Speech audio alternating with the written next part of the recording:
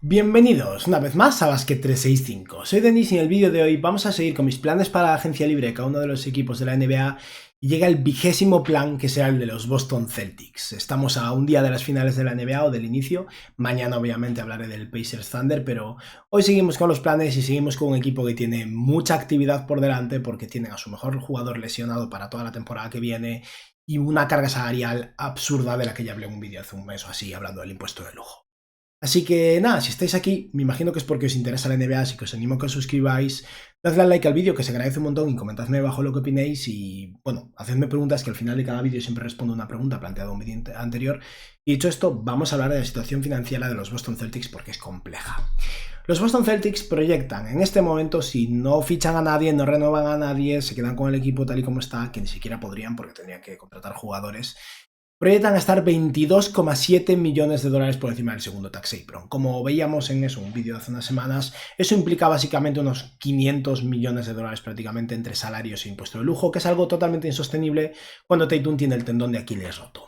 Como equipo por encima del segundo tax apron no tienen ninguna excepción, no tienen excepciones de intercambio tampoco, no tienen nada, solo la mínima del veterano. En lo que respecta al draft, sí que están bien posicionados, tienen su propia elección, que será el pick 28, un jugador que su salario inicial en su primer año será de unos 2,8 millones de dólares, o sea, un poco más de la mínima del veterano, y tienen el pick 32 del draft. Originalmente le daba muchas vueltas a la idea de que muevan ese pick 28 para bajar en el draft o sacar valor de otro modo y contratar a un jugador no de primera ronda, porque al final esos jugadores pueden cobrar un salario inicial de aproximadamente 1,3 millones y el equipo es muy caro. Pero dándole vueltas, creo que me gustaría mucho que Boston se quede con ese pick, porque si aciertas con el pick 28 tienes un jugador muy barato durante 4 años en vez de 3. Y creo que eso, para un equipo que va a ser caro durante bastante tiempo, es algo interesante, ¿no? En lo que respecta a sus agentes libres está el maravilloso Al Horford, está también el maravilloso Luke Cornett, Torrey Craig y Drew Peterson, que es un jugador que lleva un par de años en Boston en contrato dual. Y vamos ahora a hablar de las fortalezas y debilidades de este equipo y de los jugadores que tienen en plantilla en este momento. Y en lo que respecta a las fortalezas y debilidades, bueno, es un equipo que destaca especialmente por su tiro. Es cierto que eso tiene sus pros y sus contras, pero al final es el sistema de juego que ha establecido Joe Mazzulla, ¿no? He puesto sus assets ahí porque es cierto que Boston, para un equipo que ganó un anillo hace un año, que tiene jugadores de altísimo calibre, tienen jugadores que todavía tienen mercado. Porzingis es el más cuestionable, pero parece que incluso Holiday tiene un mercado positivo, pese a tener un contrato, en mi opinión, malo. Brown tendría valor de mercado si lo quisiera mover, hablaremos luego de eso. Derrick White muchísimo. Y en lo que respecta a sus picks, solo no controlan su pick swap de 2028, que se lo deben a San Antonio por el intercambio de Derrick White, y su elección de 2029, que se la deben a Portland por el intercambio de Holiday. O sea que están bastante bien posicionados en ese aspecto. Y es un equipo con continuidad, con muchos jugadores que tienen ya rodaje, y es cierto que eso, algún jugador saldrá de aquí, pero va a haber bastante continuidad aún así. En lo que respecta a las habilidades de este equipo, la fundamental es que Tatum está fuera. Y no soy médico, no soy un experto. Tal vez Tatum pueda volver a finales de la temporada que viene, pero generalmente una recuperación de una ruptura de tendón de Aquiles dura aproximadamente un año y Tatum se rompió en segunda ronda de playoffs, no durante la temporada. Yo no espero verlo en la próxima temporada. Y eso hace que cualquier tipo de expectativa que pueda tener Boston de campeonato el año que viene esté totalmente erradicada. Y aún si vuelve de cara a los playoffs, Tatum no va a estar al 100%. Es muy difícil que volver de una lesión así, quién sabe cómo volverá en general, aunque confío en que vuelva a ser un All-Star y un jugador del NBA. Tal vez no de primer equipo del NBA nunca más. Esperemos que sí. Pero eso, con Tatum fuera, la situación cambia totalmente para Boston, ¿no? Y es un equipo que flojea a nivel de tamaño y lo veremos a medida que avancemos con el vídeo. Tatum al final era ese jugador de ala grande que complementaba sus bigs y ese grandísimo reboteador también. Sin Tatum empeora muchísimo en ese aspecto y es un equipo que obviamente con su carga salarial, con el impuesto de lujo, está en una situación complicada. Además hay un nuevo propietario, hay que tener eso en cuenta y supongo que querrá aflojar salario con la excusa de que con Tatum lesionado están fuera, ¿no? En lo que respecta a sus jugadores en plantilla está Jason Tatum, Jaylen Brown, los dos cobran un supermax. Jrue Holiday, que tiene por delante 3 años de contrato y unos 105 millones de dólares o algo así. El año que viene cobra 32 millones. Kristaps Porzingis, al que le queda un año de contrato. Derrick White, que está recién extendido, tiene todavía años por delante y es intocable para mí. Sam Hauser, que empieza un contratazo, luego hablaremos de él. Peyton Pritchard, que está medio un contrato excelente también. Baylor Shireman, que empieza ahora su segunda temporada en la NBA como antiguo pick 30 del draft, un jugador en el que tengo bastantes esperanzas puestas. Xavier Tillman, al que le queda un año de contrato cobrando la mínima. Y luego tampoco me voy a detener mucho con él, pero os anticipo que a lo largo del vídeo acabaré haciéndolo desaparecer. Creo que Boston tiene que enviarlo a algún lado en algún intercambio junto a una segunda ronda y liberar ese espacio y ese salario. Nimias Keita, que tiene un contrato parcialmente garantizado, JD Davison, que tiene una opción del equipo, Jordan Wolves, que tiene un contrato no garantizado, y creo que se llama Miles Norris, un jugador del contrato dual que ficharon a final del año pasado. En lo que respecta a las necesidades de este equipo, la necesidad número uno es reducir la carga salarial. Lo ideal sería que se salieran del segundo tax apron. Si pudieran seguirse el impuesto de lujo de todo, sería maravilloso, pero eso implica prácticamente no comerse salario enviando a algún lado a Holiday, Porzingis y Sandhauser. Yo lo veo complicadísimo. Aquí mi enfoque va a ser salirse del segundo tax apron, que es lo más restrictivo y que ya alivia muchísimo la carga salarial del equipo. Creo que necesitan encontrar un relevo en la posición de 5, aunque luego hablaremos un poco más de ese tema, y necesitan prepararse para 2026. Y nada, dicho esto, vamos a hablar de las diferentes decisiones que tomaría yo en lo que respecta a este equipo. Y empezamos hablando de Drew Peterson, jugador en contrato dual que lleva un par de años en Boston. Si quieren ofrecerle otro año más en contrato dual me parece interesante. Yo ni siquiera descartaría que este sea el típico jugador que acabe luego en febrero entrando en un contrato por la mínima del veterano cuando de cara al final de temporada. Es un jugador de ala 3&D básicamente que rebotea a un nivel muy alto también, pero bueno, no tengo muchas esperanzas puestas en él tampoco. Torrey Craig, de entrada vamos a considerar que se va. Es cierto que luego lo veremos, pero con Tatum fuera, como decía antes, van a estar muy limitados de jugadores de ala en general y tal vez tenga sentido que acabe volviendo por la mínima del veterano. Luego JD Davison, yo lo siento, llevo años sin confiar en él, mi percepción no ha cambiado, es una bestia en la G-League, un jugador pequeño, ineficiente y que yo no creo que vaya a hacer carrera en NBA, y si fuera Boston rechazaría la opción y le dejaría ir y que se vaya a dominar a China, que es lo que tiene que hacer. Luego está Nimias Keita, que tiene un contrato parcialmente garantizado. Keita por su salario es un jugador aceptable, es un pivot grande que se pierde mucho, se le va la cabeza básicamente, pero aún así es un jugador aceptable. No es el pivot del futuro de Boston, pero yo lo mantendría, aunque dependiendo de las circunstancias, sobre todo si consiguen retener a Kornet o Horford decide no retirarse, le pueden dar salida y seguramente puedan conseguir algo, aunque un valor muy bajo por él. Luego está Jordan Walsh, yo lo mantendría, garantizaría su contrato y esperaría que esta tercera temporada un equipo con muchas menos expectativas, un equipo que probablemente peleará, intentará ser sexto o quinto en el este con suerte, a ver si Jordan Walsh en este tercer año espabila, empieza a explotar y aporta. Es un jugador que también podría firmar una extensión de contrato, pero yo no se la ofrecería en absoluto, es muy pronto, no ha demostrado nada y ya bastante tiene a nivel salarial. Luego está Don Al Horford, que a sus 39 añazos es un jugador increíble y la decisión es suya. Boston no puede volver a pagarle 10 millones de dólares. Boston lo único que puede pagarle al Horford es la mínima del veterano. Horford se merece más dinero y habrá equipos que le paguen más dinero. Estoy seguro de que algún equipo le pondrá sobre la mesa al menos un año y 8, 9, 10 millones de dólares. Horford lo vale, aún a día de hoy. Sigue siendo un jugador muy productivo, un veteranísimo, un tío que ayuda muchísimo al vestuario además, pero es que Boston no se lo puede permitir. Este tío ya es una leyenda en Boston y en el momento que se retire y quiera ser entrenador asistente en Boston, el puesto lo tiene más que garantizado. Si ocurre este año, genial. Si quiere volver a Boston por la mínima del veterano, maravilloso, pero yo no voy a contemplarlo porque lo veo difícil. Al final, si Tatum estuviera sano, tal vez volvería un año más para repetir, pero con Tatum fuera, yo creo que se va a retirar. Sea como sea, no lo voy a incluir en la plantilla porque puede que se vaya a otro lado cobrando más. Me sorprendería, ha ganado mucho dinero en su carrera y creo que está contento en Boston y su familia también.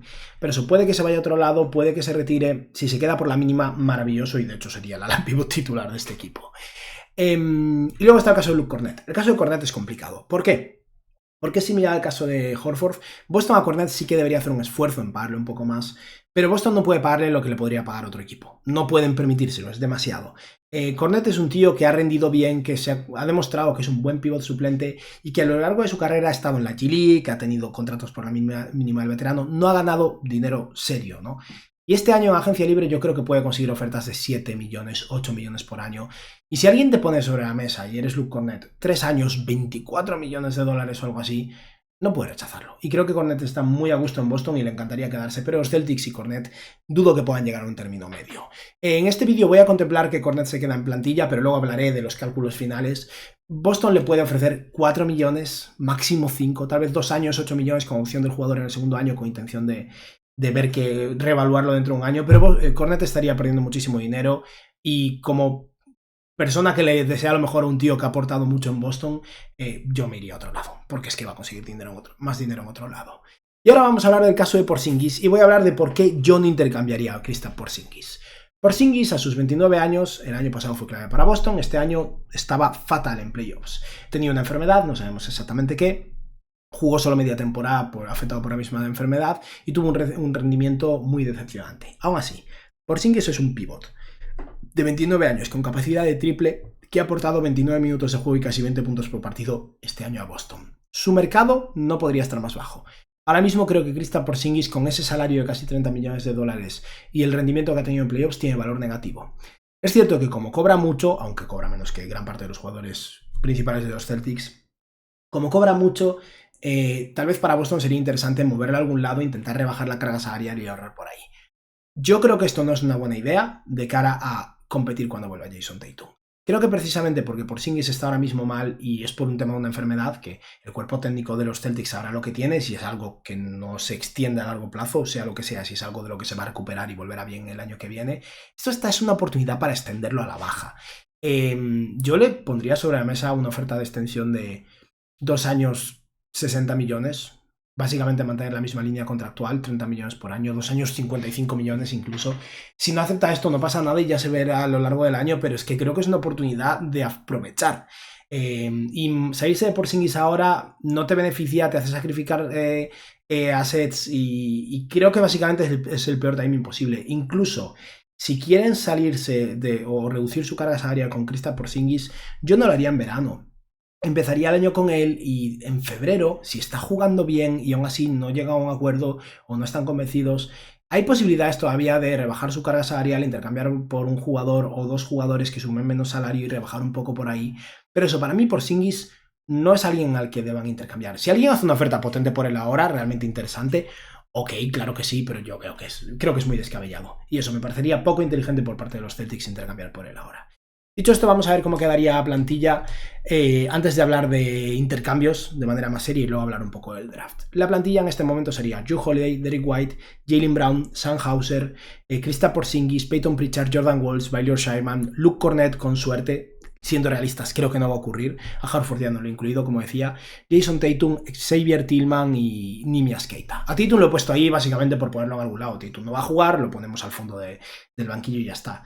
He puesto de momento a Sam Hauser como la pivot titular, con lo que ya veis el déficit de tamaño que tiene, ¿no? Y probablemente Brown tenga que jugar muchos minutos de 4 en este equipo, lo cual, bueno, complica las cosas. También es cierto que eso, 2026 para mí no es el año de Boston, es un año de desarrollar talento joven y llegar con más fuerza al año siguiente. De hecho, yo bajo ningún concepto intercambiaría el pick de 2026 de los Celtics, porque puede ser un pick de lotería, puede ser un pick 16, 18, pero me parece más útil para Boston de lo que sería un intercambio para descargar salarios, desde luego.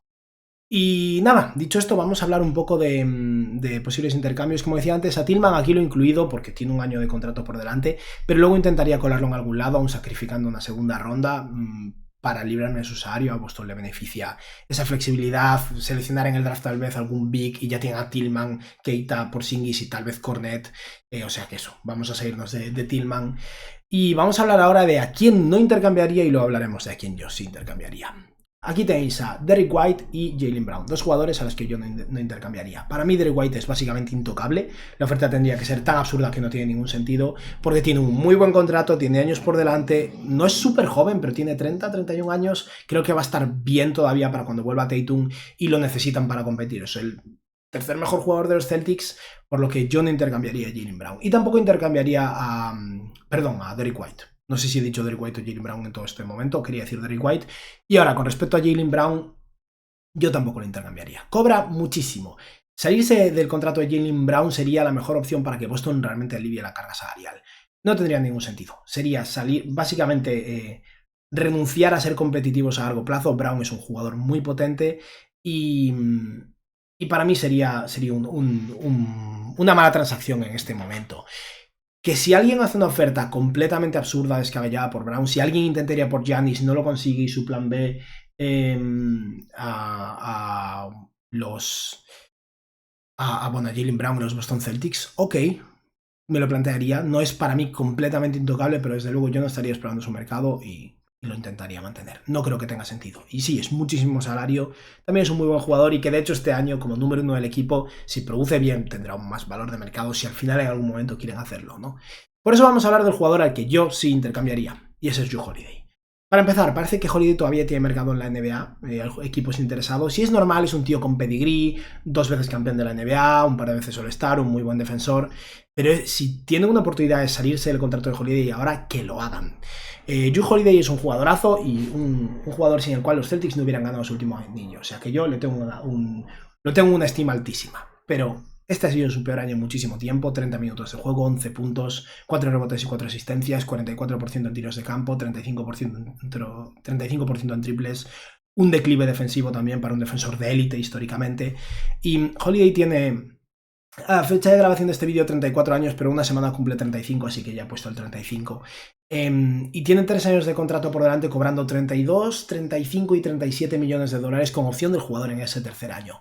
Es un marrón en general, es un contrato que va a envejecer mal, ya está envejeciendo mal, ya está sobrepagado y que para Boston es un problemón. Y el hecho de que haya equipos que puedan estar interesados en él, yo creo que es una oportunidad genial. Creo que pueden sacar valor positivo o al menos relativamente neutro por Jrue Holiday, rebajando la carga salarial del equipo, y eso para mí sería el objetivo fundamental. Y luego el otro jugador el que se tiene que salir es Sam Hauser, que por cierto, ese es un recorte con su equipación de Summer League, nunca lo actualicé, tampoco es que haya hablado tanto de sus stats.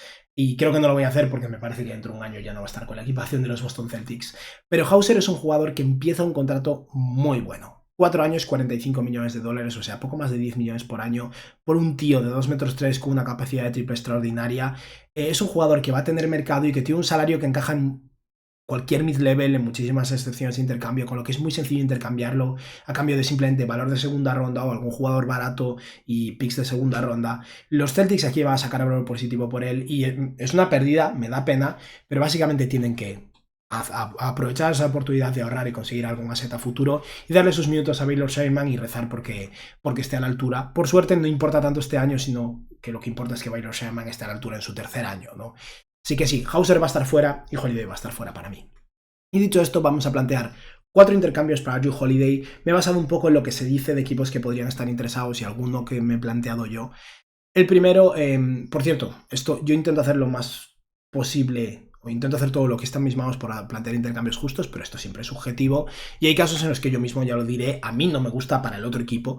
Y este es precisamente el primer caso, los Detroit Pistons. Creo que los Pistons, voy a poner mi cara por aquí arriba que tapo un poco el intercambio si no. Creo que los Pistons tendrían interés en Holiday si quieren ser más competitivos el año que viene. Me parece que encaja bien con Cade Cunningham. También me parece un error, si eres Detroit, intercambiar por un jugador de 35 años cuando el año que viene no vas a ganar un anillo por dar un pequeño salto competitivo en este momento. Yo me quedaría con Schroeder y compañía, confiaría en el desarrollo de Jaden Ivey, no iría por aquí. Pero eso es lo que opino yo. Creo que los Pistons podrían llegar a planteárselo un poco.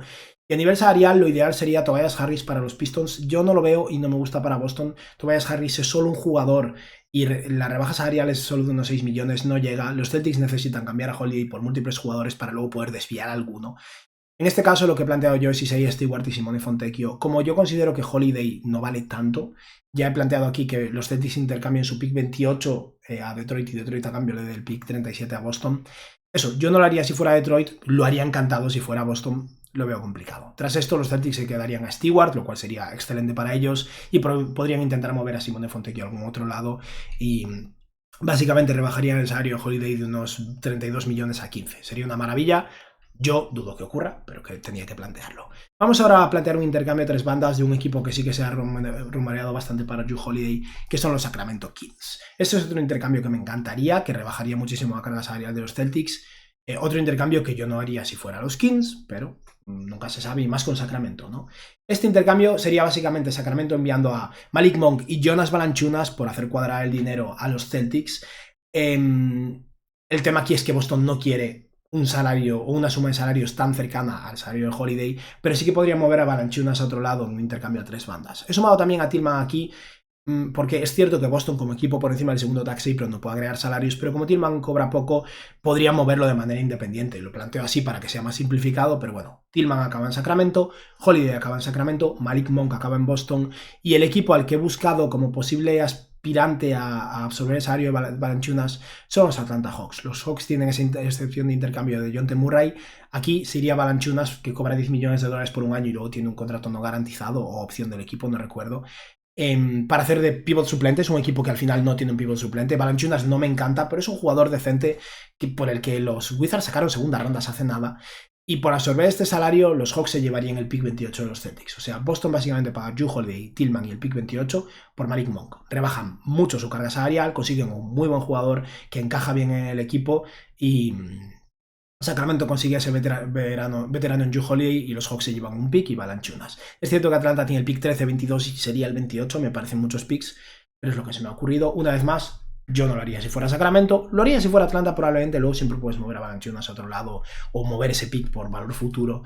Pero eso, si rumorean a los Sacramento Kings por Jrue Holiday, yo no haría de Mar DeRozan por Holiday. DeRozan cobra demasiado y encaja peor.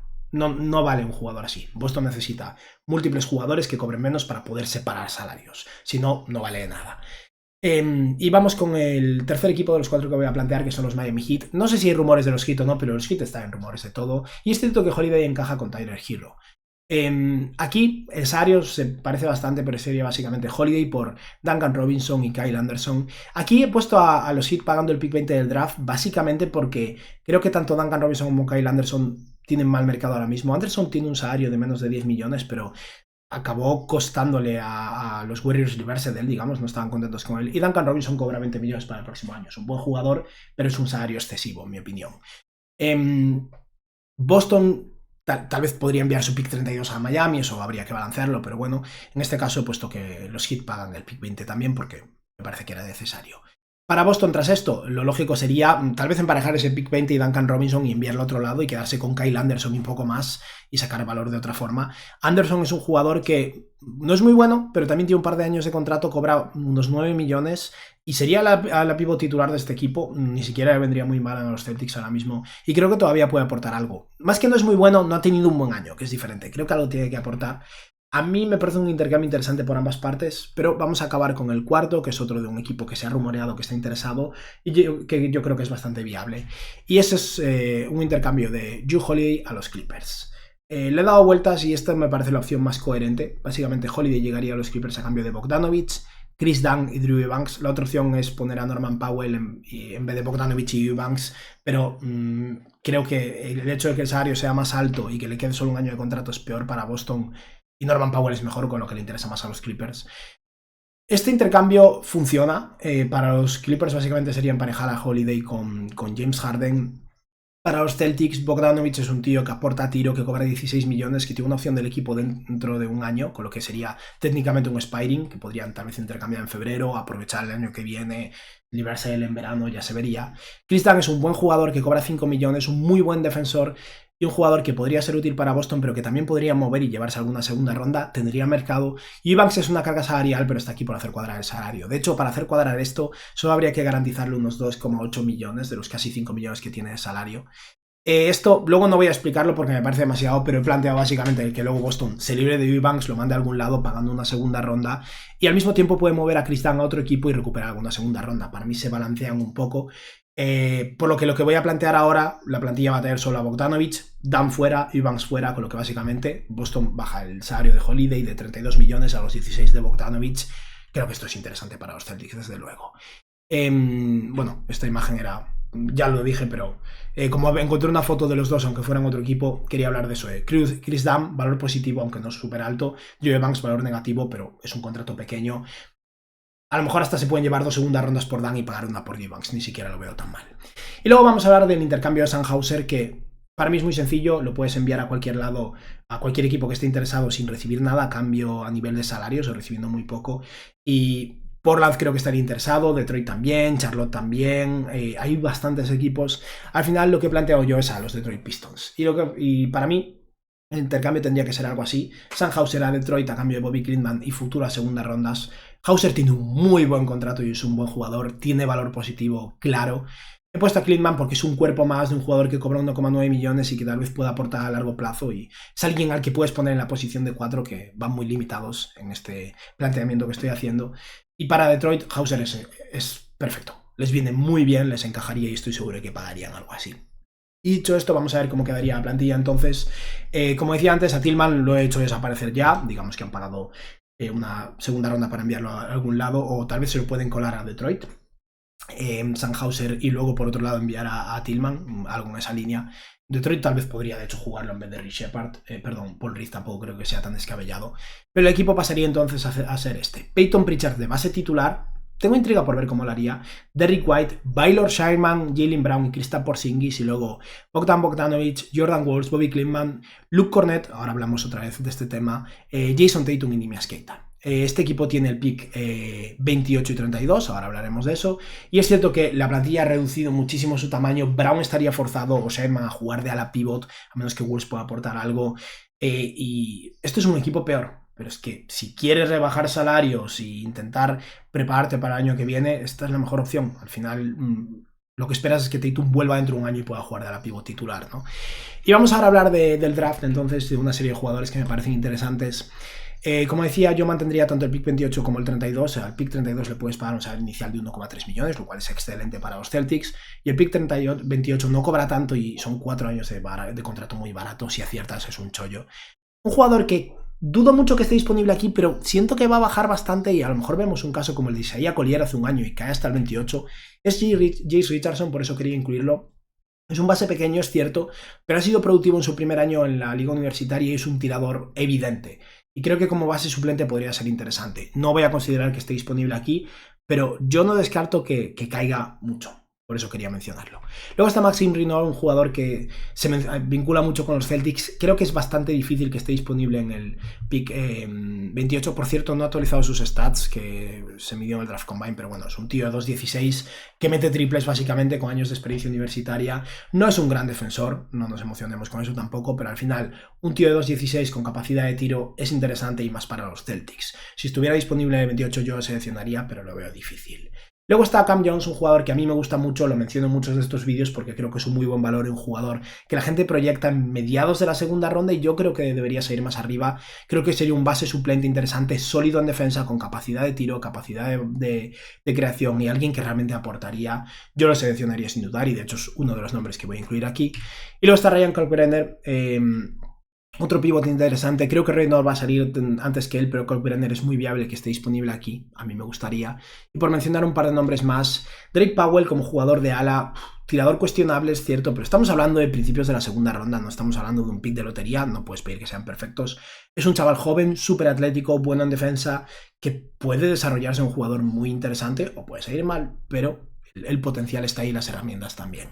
Luego está también Kobe Brea, un jugador que mucha gente me lo reclama en los comentarios porque, bueno, al final es un jugador hispano, ¿no? Que realmente tiene muchas posibilidades de ser seleccionado en este draft. Es uno de los mejores tiradores de la universidad. Yo, aparte de eso, lo veo un poco unidimensional, pero es un tirador muy bueno, con muchos años de experiencia, de unos 2 metros de altura. Como siguiente Sandhauser, digamos, como alternativa a Baylor Sherman, me parece una opción muy interesante. Y tal vez hasta puedan bajar un poco en el draft, conseguir un pick extra y seleccionarlo así en el 40 más o menos. Y un caso similar también es el de Yannick Nidenhauser, creo que se dice su nombre. Un tío que está ganando muchísima fuerza ahora y que creo que en esa primera mitad de la segunda ronda puede estar disponible. Esto es un pivot mega atlético, un poco ese prototipo Jericho Sims, pero que si sale bien, pues es un pivot rim roller atlético con capacidad de intimidación. Un jugador que puede llegar a ser productivo como pivot suplente y que si lo consigues en la segunda ronda y te funciona es un muy buen valor, ¿no? Ya está, hemos mencionado unos cuantos nombres de draft. Vamos a considerar que consiga a Cam Jones y a Ryan Kalkbrenner y con esto la plantilla quedaría así, con 13 jugadores y una plantilla con Pritchard, White, Sherman, Brown y Porzingis y luego Cam Jones, Bogdanovic, Jordan Walls, Bobby Cleveland, Luke Cornett, Jason Tatum, al que he tapado aquí, Neemias Queta y Ryan Kalkbrenner. Ahora, sobre la situación financiera del equipo. Este equipo, si Luke Cornett estuviera cobrando, digamos, 4 millones de dólares, estaría como 1,2 millones de dólares por debajo del impuesto de lujo. Eso quiere decir que podrían firmar a un jugador con 0 experiencia, por la mínima, después de un par de semanas de inicio de temporada, y tener 14 jugadores en plantilla, cumplir la ley, digamos, y estar por debajo del segundo tax apron.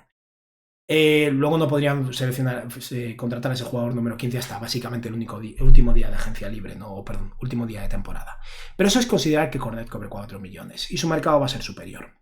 Si pueden conseguir a Cornett por 6 millones por año, 3 años 18, por ejemplo, si ese es más o menos su mercado o algún equipo le ofrece solo un poco más y Kornet está cómodo en Boston, yo se lo pagaría y empezaría el año un poco por encima del segundo tax apron.